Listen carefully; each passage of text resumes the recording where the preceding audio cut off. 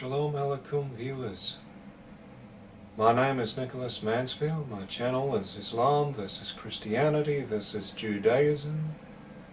This is a no-frills channel, no makeup artists, no special effects, no white backdrop. This is a budget show, but what I'm going to bring you is rich.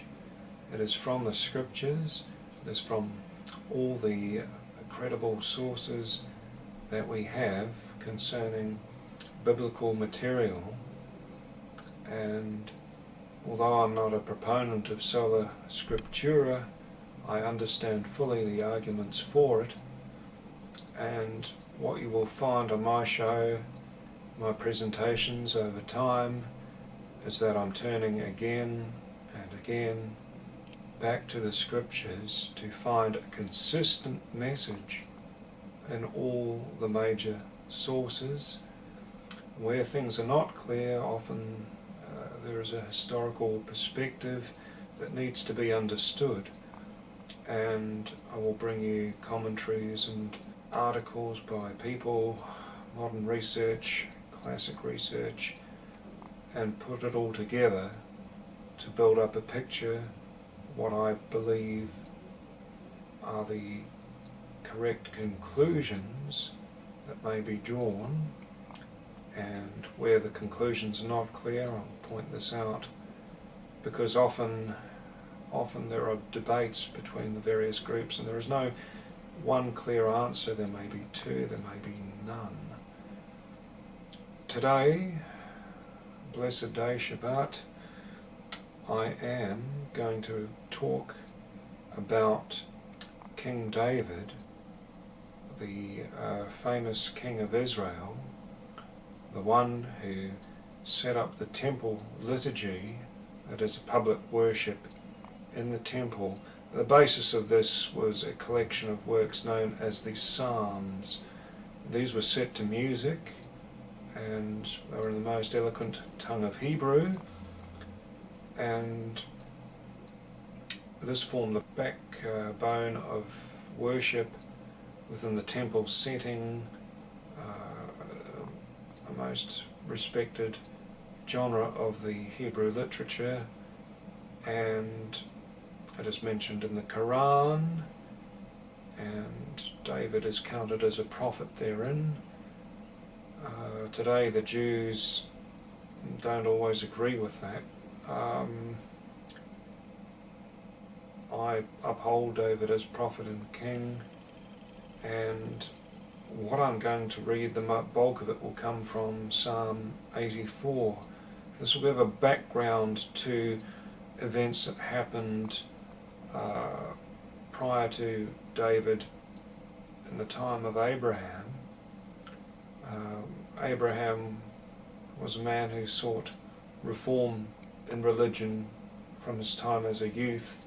I'll be covering all this in time, but for now I will read from Psalm 84 and my own notes pertaining to this, some of which are purport, some of which are taken from the Quran in Surah 7, Surah 29, and Ezra, who mentions the temple liturgy, and Isaiah 28.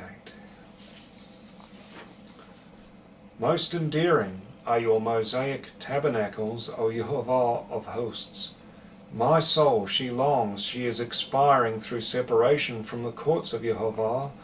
My very living flesh, my beating heart cry out to my eternal God. Moreover, the sparrow finds her home, the swallow a nest by which she sets her brood, near your altars, O Yehovah of hosts, my King, my God. Happy are the ones dwelling in your house. Furthermore, they shall be praising you. Happy is the Adam whose strength is through you, his heart open too, upon the ever-changing highways of life, who passing through the vale of Baca are sighted by the righteous spring, moreover the blessings of the former rain. They go from strong point to strong point, appearing before God in Zion. O Jehovah, God of hosts, hear my prayer. Give ear, O God of Jacob. Behold, for God is our shield, and gaze upon the face of your anointed. For that choice day in your courts is better than 1,000 away. I elect even to be a doorkeeper in the house of my God than to abide in the tents of wickedness. Jehovah, our battlement and shield, God of grace and glory, Jehovah is giving, not withholding, the good things to the ones walking in perfection. O Jehovah of hosts, happy is the Adam trusting in you.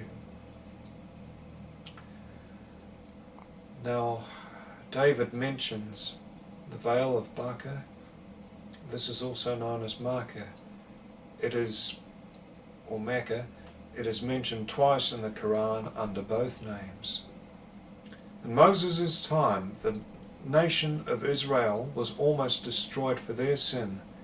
They were sentenced to 40 years of wandering, and they circumambulated the Kaaba from a great distance, traversing the entire Arabian peninsula. It is evident that King David knew about the early history of the region, and he incorporated an ode to the Hajj into the temple liturgy. The Hajj is the Arabic word, Chagag is the Hebrew form. The liturgy was not just a means to worship. Many psalms were devoted to matters which would be made manifest under Messiah.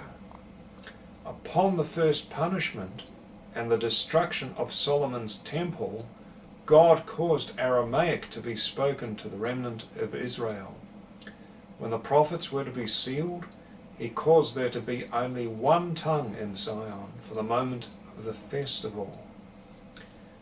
When the seal of the prophets came, he caused the alternative speech to be Arabic, for they were warned, in a brief time evil fate will descend, yet they insisted, we have a precept for thy precept, and ours is superior to thine. Likewise they had a plumb line of evil judgment to counter the good. And his people's retort was naught other than they said, bring upon us God's punishment if you are from the ones truthful. Because in a debased tongue and in an unfamiliar dialect he shall speak to this very people. Psalm 84 verse 1 to verse 12, a couple of purports. Surah 7 verse 82, corresponding to 29th Surah verse 29, and Isaiah 28:11. Temple liturgy is mentioned in Ezra chapter 3 verse 10. And speaking of the festival, the Pentecost as it is written in the modern Bible with the New Testament,